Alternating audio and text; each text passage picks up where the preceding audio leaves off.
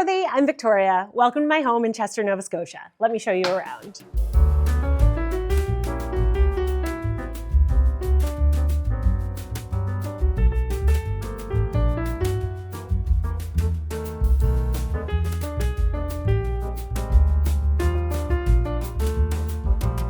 You're watching Homeworthy, where we believe every home has a story. My husband and I moved to Halifax during COVID, and after we kind of got settled and thought the hustle and bustle would slow down a little bit, it never really did. We had work and we had the kids, and everything just kind of kept up with life being busy. So we were drawn to the concept of, I guess, buying like a summer home or a cottage outside of the city where we could really slow down and relax. We have 3 young kids.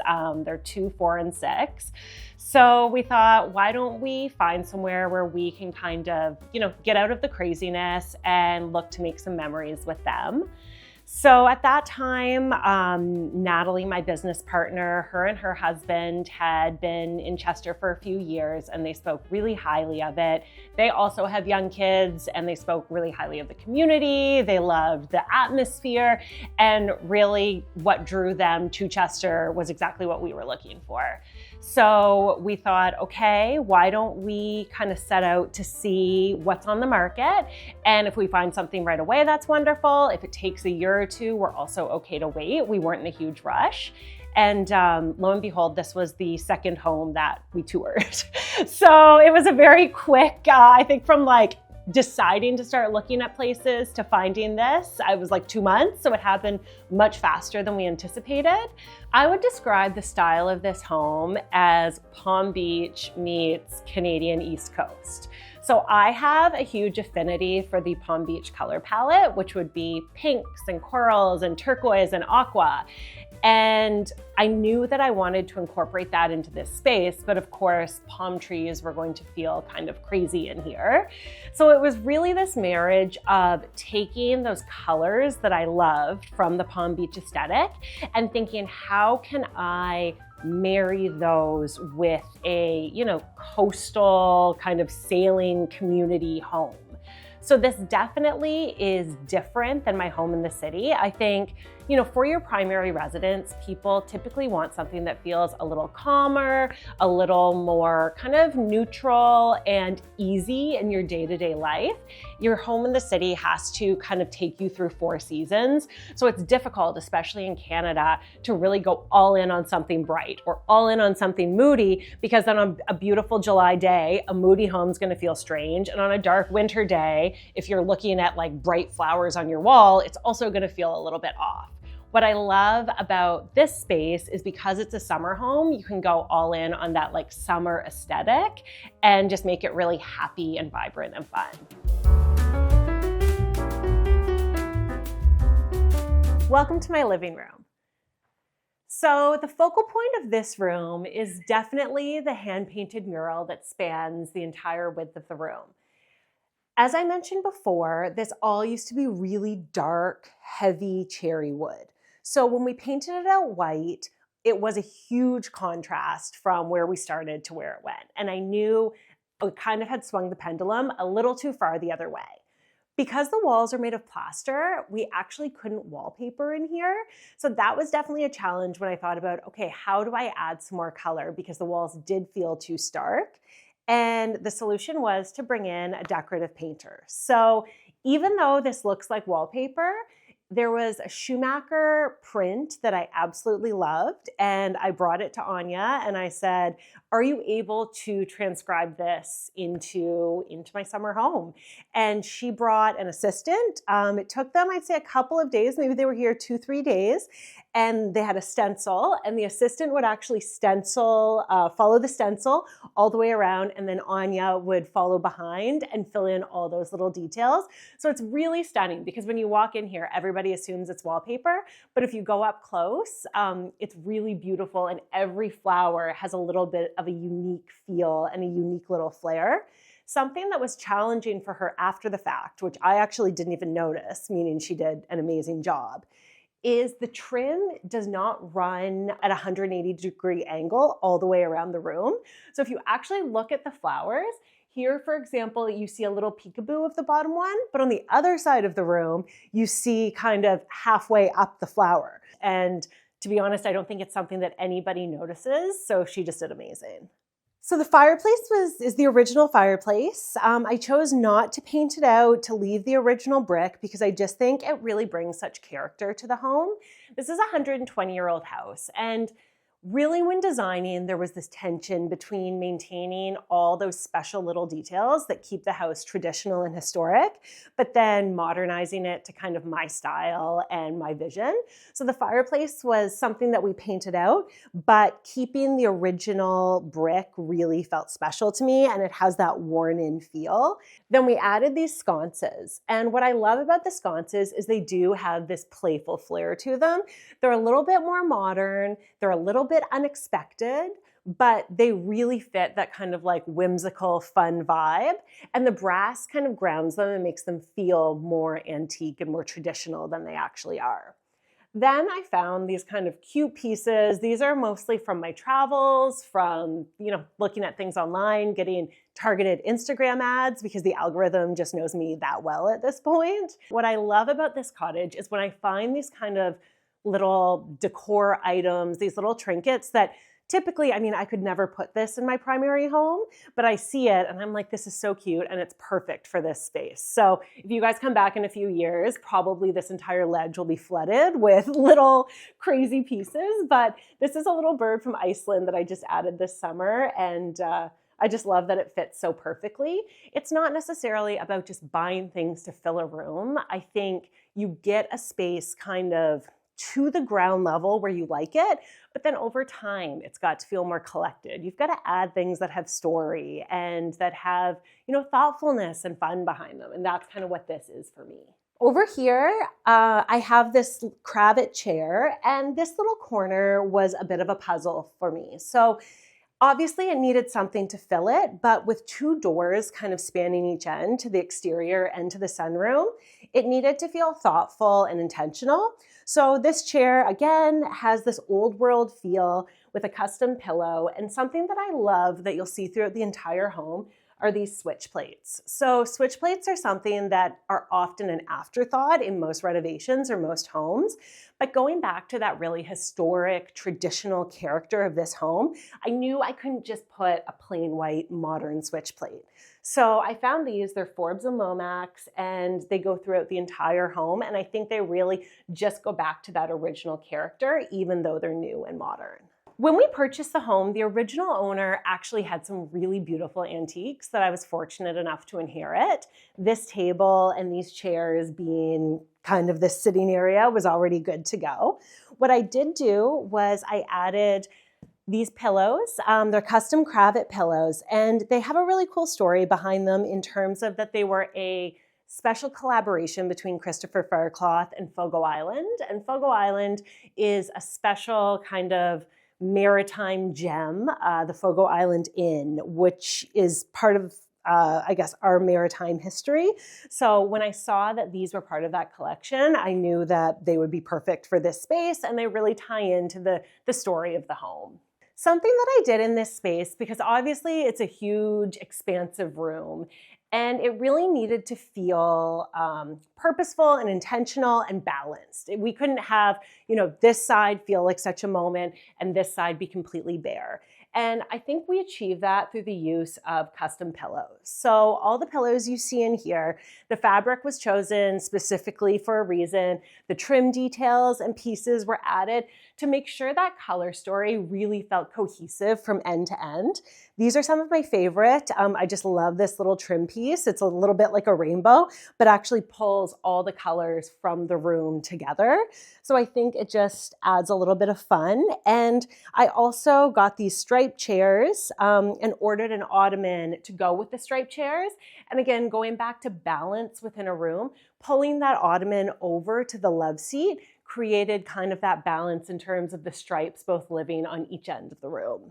These drapes are definitely a moment in here. They were a bit of a risk, and people do ask me, how did your husband feel about having blush pink drapes in the primary living space of this summer home?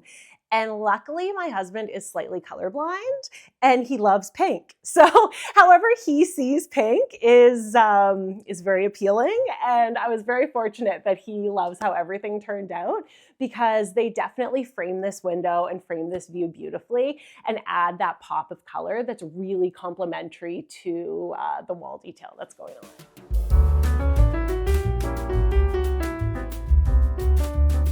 So this is the entryway, and this is kind of the heart of the home. This is where you come in the front door, you go left to the living space, right to the kitchen and dining, or upstairs. And as you can see, it's kind of long and narrow, but it still needed to feel thoughtful and considered. So immediately I knew that I wanted to do a really fun bench seat over here. Too much of a good thing is a wonderful thing. I saw this on Anthropology, and this was actually my starting point. So I got this and then pulled in these really bright pinks and corals to just kind of have this feel like its own little moment. I'd say it's definitely more of an aesthetic play because this is a summer home. No one's coming in, taking their boots off, sitting down, but it really kind of frames this out, which I absolutely love.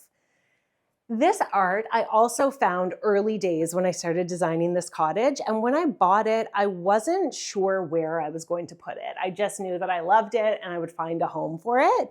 It's by Karen Bramhill, who's an artist based in Ottawa, and she actually has a really cool story where she, similar to me, I guess, in interior design, similar to a ton of creatives, where she was late to the game in terms of starting her career as an artist and just kind of stumbled into it as a hobby.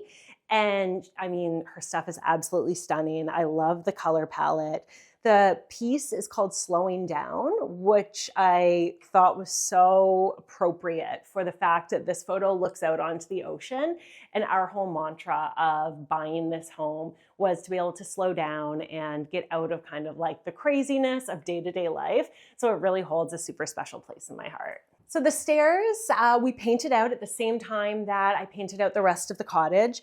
What I really did as a nod to the fact that this space connects to both the dining and living areas was painted the risers, this Teresa's Green by Farrow and Ball. You'll see over in the dining room that the straight sight line is another huge kind of built-in chest in the same paint color. So it really was a nod to the fact of bringing that paint color from one space to the other. And it's also just a little more playful. It's somewhere that's kind of neutral. So I always go back to how can I kind of add some color and create like a special moment here.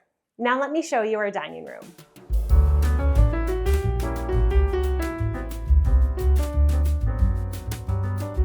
So similar to the living room, Anya, the decorative artist, came in and painted out this incredible mural of the Chester landscape.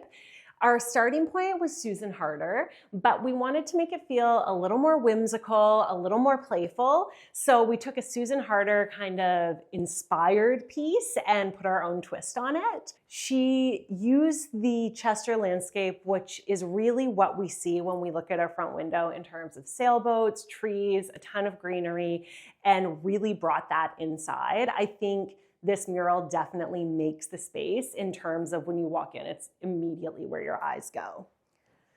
For the dining space, I have 3 young children, so I wanted it to look good, but I also wanted it to work for our lives. Because this is a cottage, I mean, at home, I can be chasing them and I can be nagging them a little bit. But when we're out here, I just want to be able to chill and not worry about sticky hands or messy fingers or crayons on top of the table. So I went super basic in terms of a wood top and wood chairs without any fabric.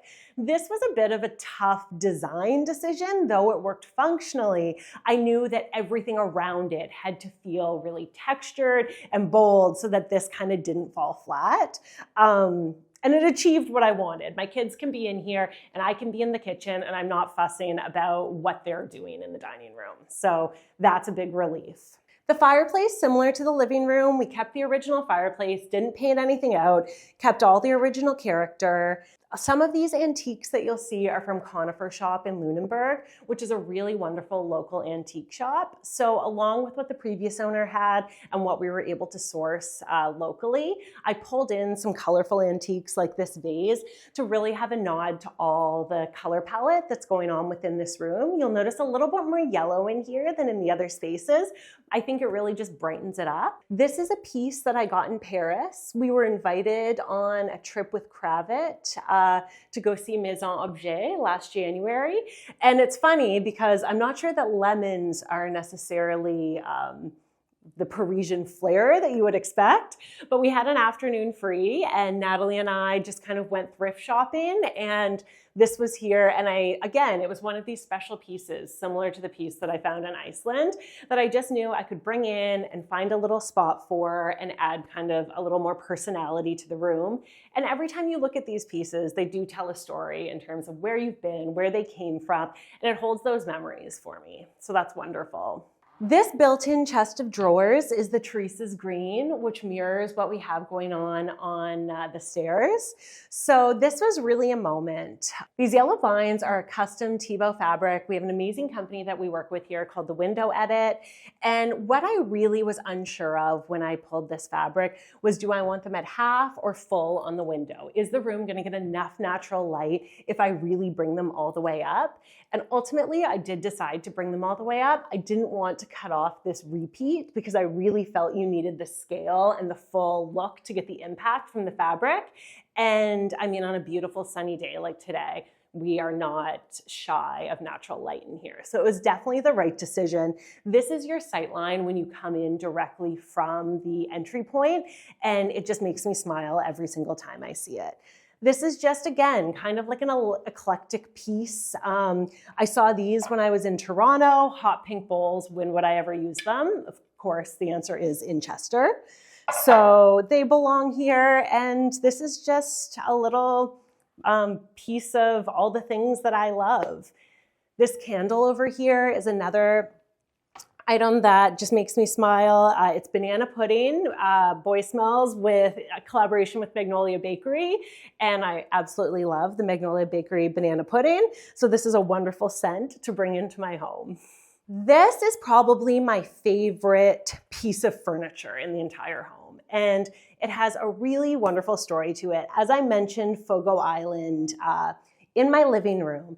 So last summer, my husband and I went to the Fogo Island Inn with Natalie and her husband. And if you don't know much about the Fogo Island Inn, really the kind of Cole's notes of this story is that Zita Cobb, who grew up there, she went off and had a very successful career, but always had this tie to coming back home in Newfoundland. And primarily Newfoundland is a fishing economy. So she saw her small town start to kind of dwindle away over the years as she was living abroad. And she thought, I need to come back and do something for my community, or my community is essentially just going to die out. So she came back and started this not-for-profit and built this incredible, aesthetically interesting inn in Fogo Island, and utilized, local craftsmen, local materials, and revitalized the economy, like fully has lifted up the economy there. If anybody is thinking about kind of an off-the-grid type vacation, it's an incredible experience. So when it comes to the pieces of furniture, she brought in, I want to say, around 20 European designers to work with local craftsmen in Newfoundland and create pieces that were reminiscent of old Fogo and the Fogo lifestyle, but from designer eye. So this was something that was, I think it's in every room at the Fogo Island Inn, and it's called the Get Your Feet Up chair. And the concept is that you can sit in it like this, have your coffee here, and just kind of read a book or relax. So this is a really special piece. I waited quite a while to get it because it's very custom, but when it arrived, it was 1,000% worth the wait. Now let me show you into our kitchen.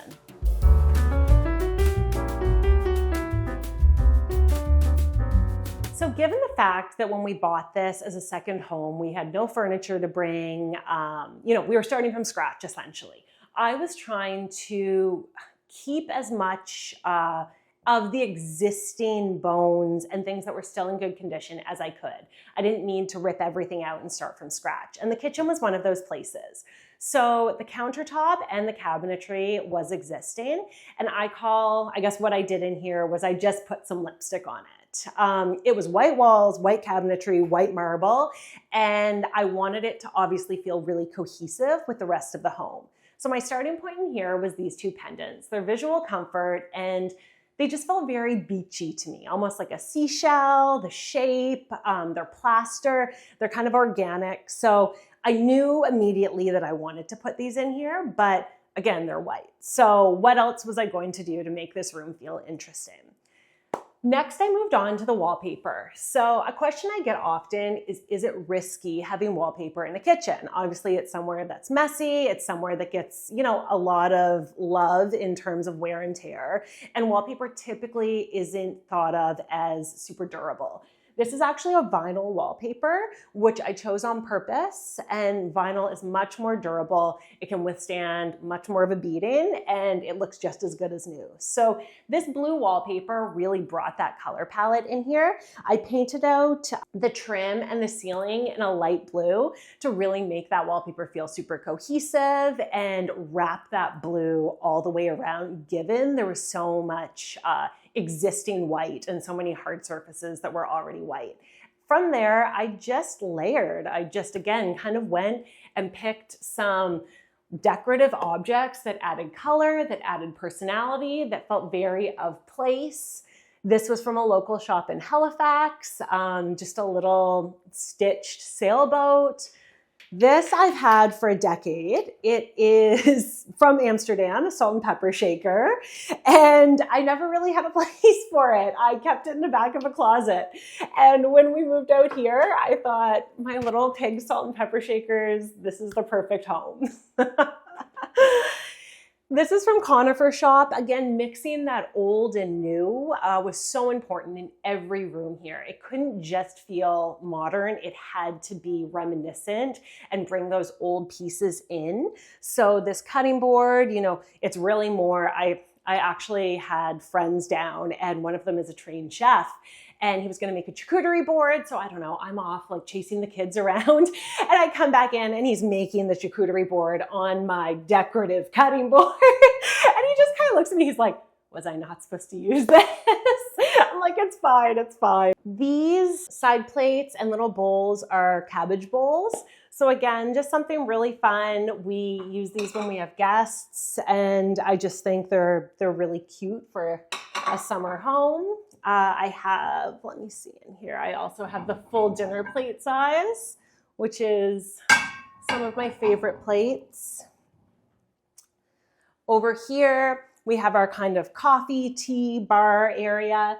These mugs are from Etsy. Again, they add color, they add playfulness. So while nothing in here was totally ripped up, I think it's really a testament to using kind of decorative features, thoughtful edges, texture, color, and it can totally transform a space. Over here on the stools, we have these rattan stools. These are custom seat covers, talking about that color story of pulling blues and pinks throughout the home. So it's got the pink stripe with the coral, and I think this just kind of finishes off the space in terms of like an extra pop of color. What drew us to Chester was, I guess, first the fact that it's only 45 minutes from Halifax. My husband and I are both entrepreneurs, so even when we're down here in the summer, we do have to kind of be back and forth between the city. So that commute felt very manageable. I guess being in a bigger city, you have more than a 45-minute commute every day. So that became a non-issue.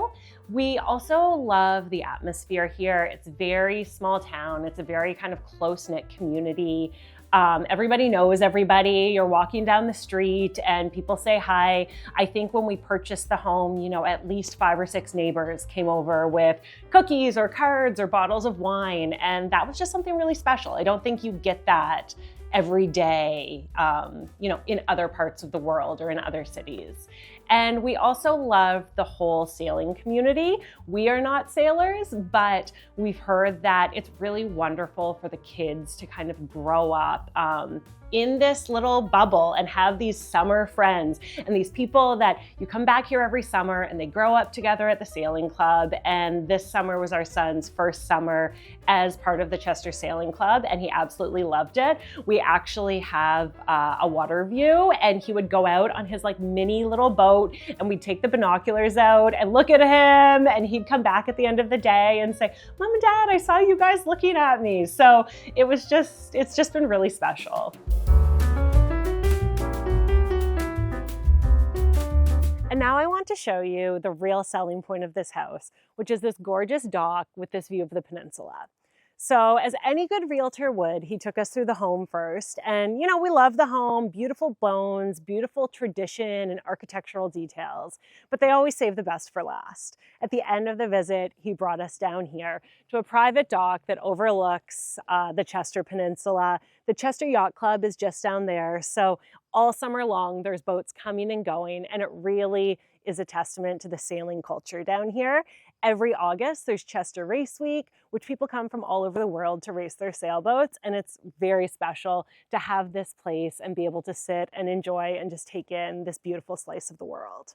Even though I put so much time, effort, love into designing the inside of the home, this is the space where memories are made. My kids come down here and skip rocks. We swim, we jump off the dock. We have friends down here, and the adults can sit and have a beer while the kids play on the beach. I know that, come 20, 30, 40 years, this is the place that I'm going to remember Chester by. I grew up in an entrepreneurial family. My father was an entrepreneur from the time he was in his 20s and grew a transportation and logistics business. So that was really my first exposure to, I guess, the business side of things. I went through university and got an MBA. And then after finishing school, I went back and worked for my family for almost a decade. So very business focused, very much not creative. And I always did have this creative piece though, when I look back, and I think a lot of designers will say this, where, you talk about rearranging your furniture or painting your room, helping friends as I kind of got into my 20s and helping them with paint or what should I buy here. But it takes some time, I think, for a lot of designers to really build that connection between I can do this for a living versus it's just like a fun hobby. So for me, I really only dove into the world of doing design full-time in my early 30s. And I had met Natalie, who's now my business partner, and she was kind of doing the same thing. She was doing it a little bit as a hobby. I was doing it a little bit as a hobby. And when her and I clicked, I think there was something really special between us. And we just said, do we want to kind of go all in together and see where this goes? And that was 3 years ago, and we haven't looked back. It's been wonderful. My go-to design tip would be to always think about the color story in your home. Most of the homes that we do incorporate color either in a big way or a small way. But we always talk about how you make a home feel personal is through color. If everything's just neutral, it's going to feel like everybody else's home. So you need to find those really special moments to drop color in. And for this space in particular, I decided to weave the color story from day one into pinks and blues. So as we go through the home, you'll see there might be turquoise in one room, there might be navy in another room, there might be baby blue in another room. On the flip side, there could be corals, there could be blush pinks, but it's keeping that common thread between the pinks and the blues as you walk through the home, that it doesn't feel matchy-matchy, but it also still feels connected. So my go-to tip for people would be to really think, especially if they're renovating or changing up multiple spaces, how do these connect through color? It doesn't have to be one for one, but take that grounding color and kind of weave it into the story, and it'll make your home feel really connected. Welcome to the primary bedroom. This is another space that, and you'll see this actually in all the upstairs bedrooms, these ceilings were definitely a challenge. We're working around really old plaster, dated ceilings that, again, it is what it is. This bed is kind of one of my favorite pieces in the room, all the bedding that goes along with it. A key design element, and you'll see this throughout all the bedrooms, is I had to have very low headboards. So with these angles on the walls, we couldn't do something that was really an interesting tall headboard, which made the bedding be such a key thing in order to kind of drive design and color and fun in these spaces. This is a Schumacher quilt. It was kind of the last piece of the room that I actually pulled together. I had a neutral kind of beige quilt in here, and it never felt quite right. It kind of fell flat. And after being here for about a year, I found this online and I knew it was definitely the right piece. So I purchased this and swapped it out and haven't looked back. Something else I love about the bedding is these lobster sheets. It's kind of this homage, this nod to the East Coast. So the lobster sheets will always have a special place in my heart. I also have my lobster sandals, which everybody makes fun of me for, but I saw an influencer wearing them and I was like, well, she's cool. I can pull them off, right? Nobody seems to think they're cool except me, but clearly, if I'm highlighting them in this video, I'm pretty attached to them. Over here, this is new and we just needed some storage. You'll notice all the closets in here are very small. They're built in. Again, they were back from when the house was built. So function and, need for clothing wasn't necessarily top of mind. So we just added this in to give us a little more flexibility, a little more storage. This is original art from a gallery in Halifax. The sailboat, the color palette, again, tying back to everything that you see going on in the other rooms. We have an original fireplace in here, and I painted out the surround just a little bit of a creamier color than the white walls, just so it could have its kind of own moment and really stand on its own. These are custom shades from Etsy on an Amber Lewis sconce. These were added. I felt like the wall was a little bit flat, so we added these sconces with these custom Etsy shades, and I think it really just finishes this off over here. This is an antique dresser. You'll also see these in most of the bedrooms. They were inherited by the previous owner, and I think they just have so much character. I love the built-in mirrors. So again, while they don't provide a ton of storage, I think aesthetically, they just tie everything into the home.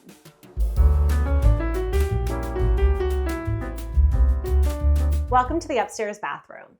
This space was definitely the biggest design risk from my perspective. It's a small space with a lot going on. And as a designer, you'll know that you get decision fatigue, even in your own home. And there's always kind of this space at the end that you pick one thing, and you're like, I like that. And then you kind of pick one thing and you're just kind of crossing your fingers that it all works out.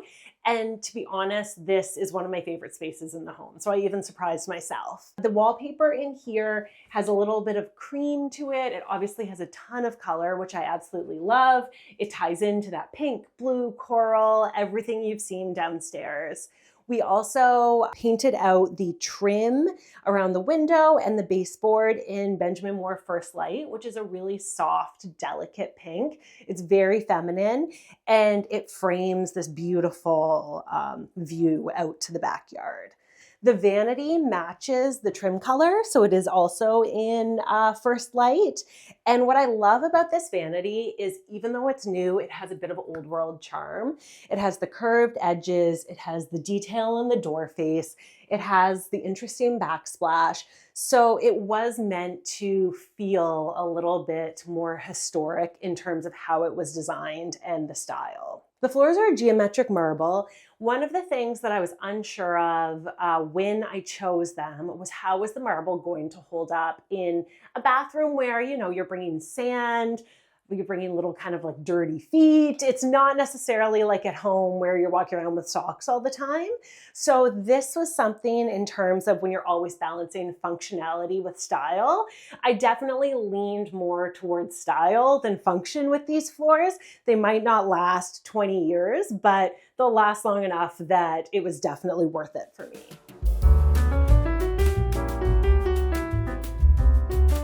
Welcome to my daughter's room. This is a little girl's space. She's 4 years old, and I wanted it to be able to grow with her. So really, in terms of hard finishes, this lime green table, blinds to match with the rest of the home, this visual comfort lamp. Everything that is going to stay in the house will grow with her. But then we took really like interesting moments to have fun. So she picked these ballerina sheets herself. Because she's 4 and this isn't a very large bed, she sometimes when she's asleep falls out of the bed.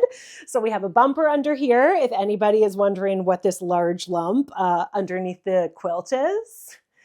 She also chose, we have some of her books. She also chose this cute little lamp. And somewhere that I love is Artfully Walls. So Artfully Walls has really beautiful, affordable art that, if it's not going to be your wow moment for original art, you can go there and get some really cute pieces. So for example, this pink mermaid and seashell photo just really fit the space well. I was a bit unsure what to do over here, given the wall is so low, but it felt really bare. And when I found this piece of art, I knew that it was perfect.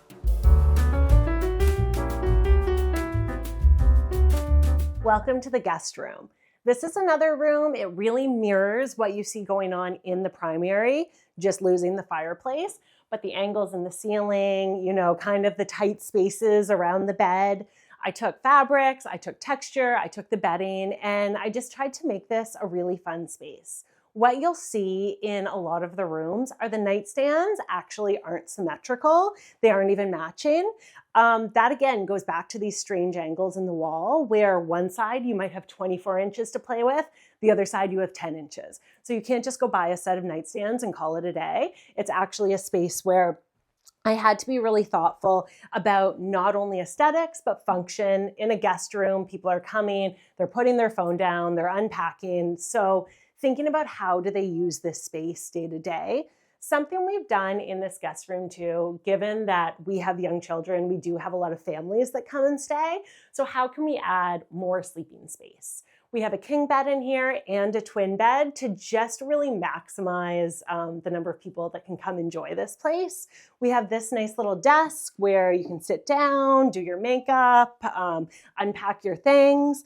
And then something really beautiful about this exterior space for our guests is that there's actually access to an outdoor patio.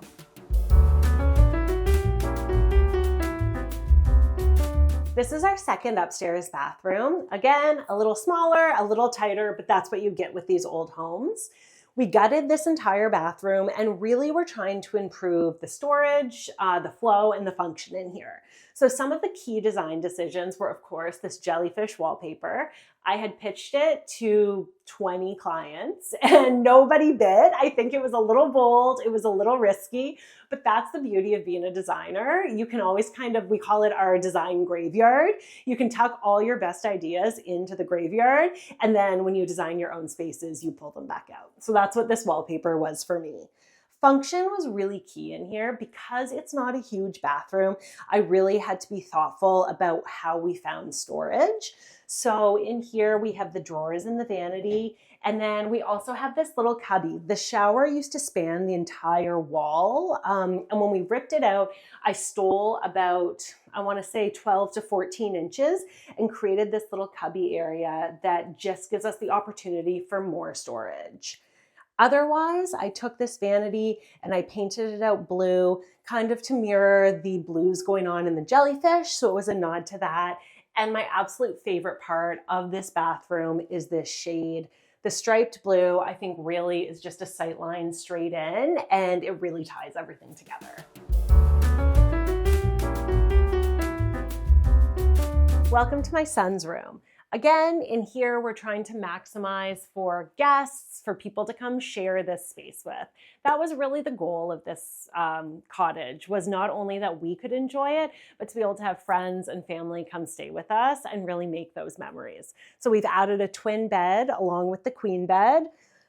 My son is 6 and they were jumping back and forth and he smashed his head. You can see the little hole here.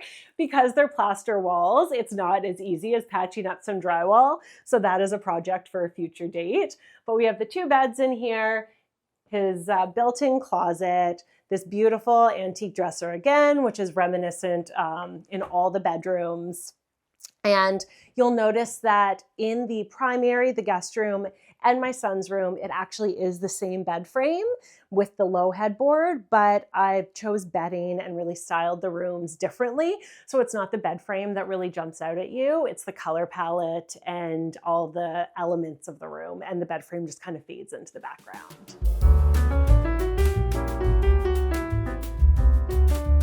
Welcome to our bunkie. So this was the last piece of the puzzle. This is actually a standalone structure, and when we purchased the home, it was simply storage. There was no drywall, there was nothing on the floor. It was just kind of a shell where the outdoor furniture was put at the end of the season. Given the fact that the main level is fully open concept, my husband and I, after our first summer out here, realized that we needed somewhere that we could work quietly. So we got this idea of what if we took this existing structure, finished it off inside, added air conditioning, and kind of created this separate adult space away from the kids.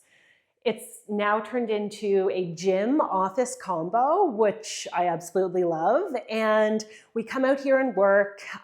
These chairs are probably my favorite piece. They're custom cravat chairs with Andrew Martin fabric. Again, they're just so fun. One design decision was, do I keep these doors or do I remove them and add a transom window? Obviously, the right move for today, given that the desk is here, would be to have the transom, but we really don't know what this space is going to be long term. It works for us given the ages of our children and where we're at in life. But 10 years down the road, this could be like a really cool bunkhouse with bunk beds for the kids. So we didn't want to limit ourselves for future growth and change. I see this a bit of a flex space. So for that reason, we decided to keep the existing doors. Over here, we have a nice arched bookshelf. We use it primarily for storage as it relates to the gym.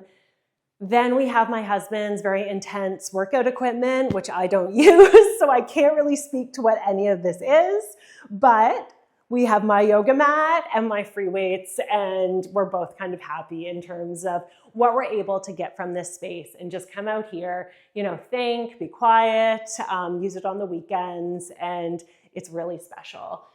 This shade, I think, ties everything together, given the fact that on the office side of the space, we do have some really interesting design elements going on. Then once you kind of enter the gym, obviously it's basic gym equipment. There's a lot of black. This shade just really pulls the room together end to end, and I couldn't be happier with how it turned out. Something that you're probably seeing online right now is kind of the death of the pot light, and this bunkie really plays into that trend, where I put the shiplap on the ceiling to just add some visual interest, but instead of just popping pot lights in, we use these small Ralph Lauren flush mounts to just kind of have that impact. And again, the brass, you see it's kind of vintage, it's a little antique-y, and I think even though this space is all brand new, it really kind of pulls that same vibe that you're seeing in the main house.